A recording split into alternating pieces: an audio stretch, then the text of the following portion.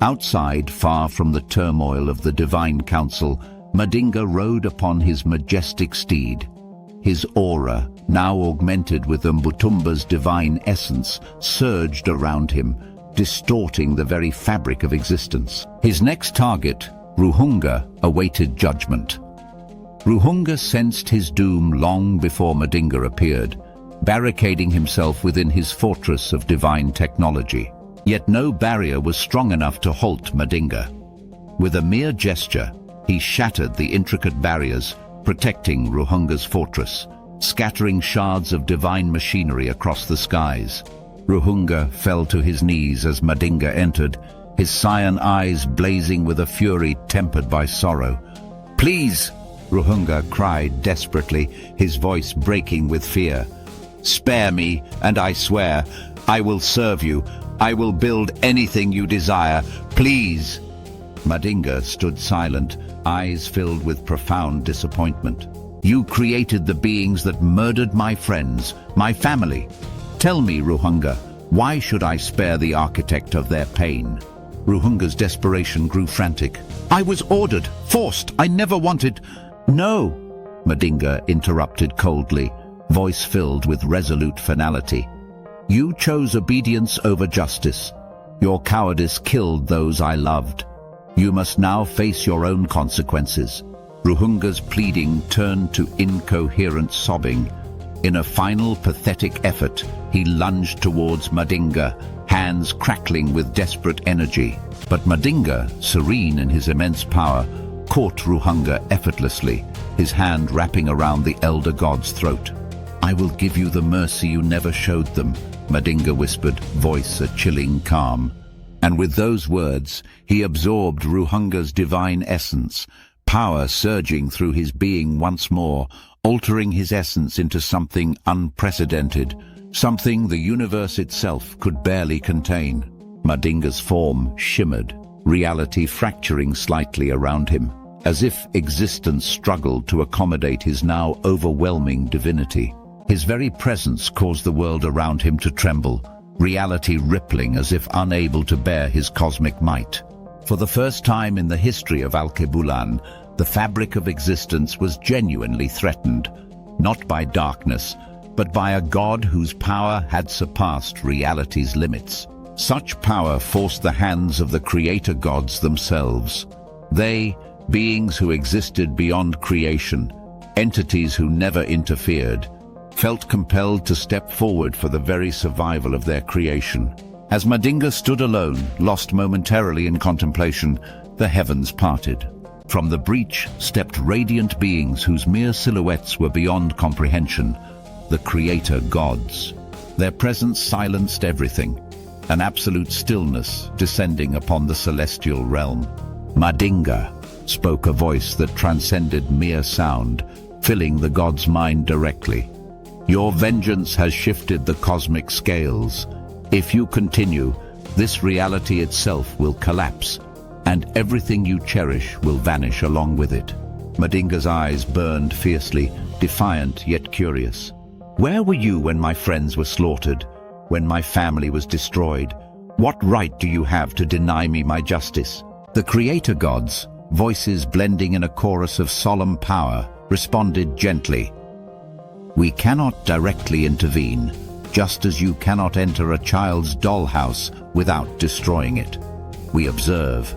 We maintain balance, but we cannot choose sides without devastating consequences." "Then what right have you to stop me?" Madinga demanded, pain bleeding openly through his defiance. "Your path now threatens all you love, including those who stand by your side, and most importantly, your unborn child." Madinga's eyes widened in shock. "My child?" he whispered, his voice suddenly fragile, vulnerable for the first time. "Yes," replied the creator gods compassionately. "Your actions affect more than yourself. Cease now, preserve this reality, and we offer you a place among us, beyond this dimension, where your power will no longer endanger creation. Remain, and you risk destroying everything, including your legacy. Madinga's heart was torn. The revelation filled him with profound sorrow and hesitant hope. Slowly, he bowed his head in quiet acceptance. For the sake of his unborn child, for the future, he made his choice. "Then take me," Madinga whispered, voice choked yet resolved. "Take me to where my existence no longer threatens those I love." And with those words, Madinga stepped willingly beyond creation, leaving the realm he knew and ascending to join the creator gods and the divine enforcer. From their new vantage point, they would watch over creation together, guardians of balance, keepers of cosmic justice. Back in Alkebulan, only his legend remained, a testament to the god who transcended vengeance, becoming an eternal symbol of hope and justice for all who remembered him. In the quiet aftermath of Madinga's ascension beyond Alkebulan's boundaries, a profound calm settled upon the celestial realm, a stillness not felt in centuries. The rebel army, now numbering thousands of deities and celestial beings, awaited word of their leader's fate with uneasy hearts. When Midis and Chakara returned alone, an aching silence fell upon the gathered masses, their hope mingling with anxiety as they sought answers in the tired faces of their commanders. Midis stepped forward slowly, his eyes scanning the vast crowd of loyal followers. He took a deep, steadying breath before speaking, his voice strong, yet tinged with sadness. "Madinga has ascended beyond this realm," he announced solemnly. "He sacrificed his vengeance, his very place among us, to preserve everything we cherish. He chose peace for all, even at the cost of his own desires."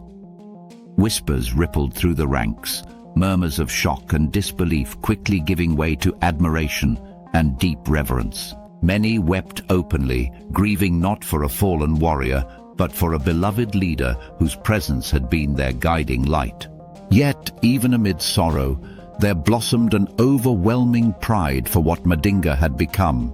A transcendent figure, now one with the creator gods, an eternal guardian, watching over them all.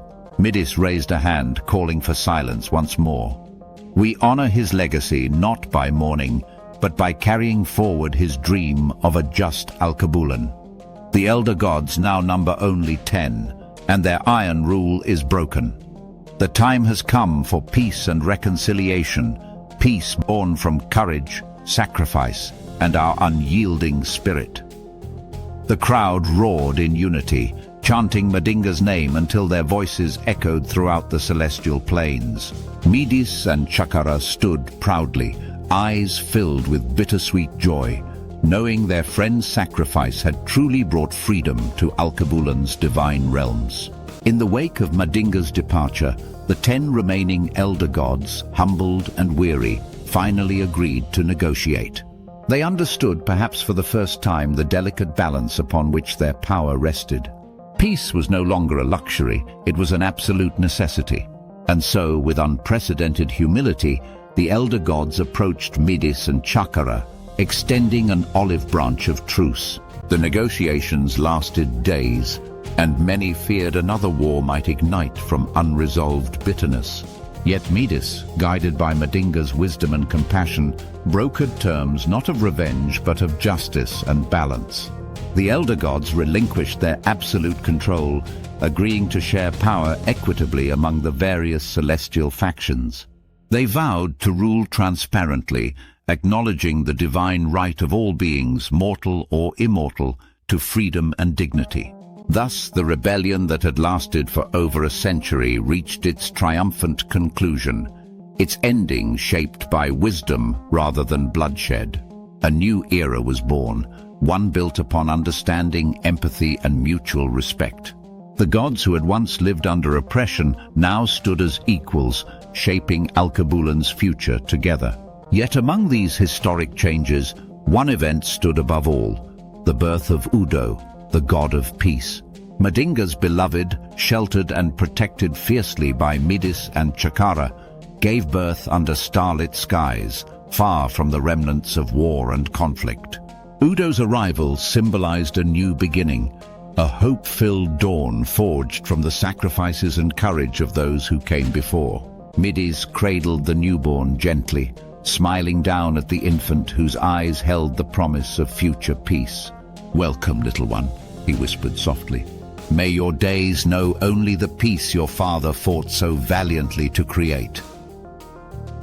In the years that followed, Udo grew into a wise and gentle deity, a god whose very presence calmed storms and mended broken bonds. His reign brought an era of prosperity and tranquility never before experienced, fulfilling the dream that had guided Madinga's heart even amid the darkness of war. Generations passed, and the name Madinga became legend, etched forever in the history of Alkebulan, celebrated as the god who rose above vengeance, transcending the boundaries of divinity itself. He was remembered not just for the immense power he wielded, but for the choices he made, choices guided by love, compassion, and profound sacrifice. As time moved forward, another powerful lineage emerged from Udo's line, Obanor, a demigod whose destiny would one day echo Madinga's legacy, his existence a bridge between mortals and gods, embodying both humanity's resilience and divinity's boundless potential. Thus ends the epic legend of Madinga, the young god who rose from tragedy, transcended the confines of revenge, and forever reshaped the destiny of Alkebulan. His story endured not merely as history, but as a timeless testament to the extraordinary power of compassion and sacrifice.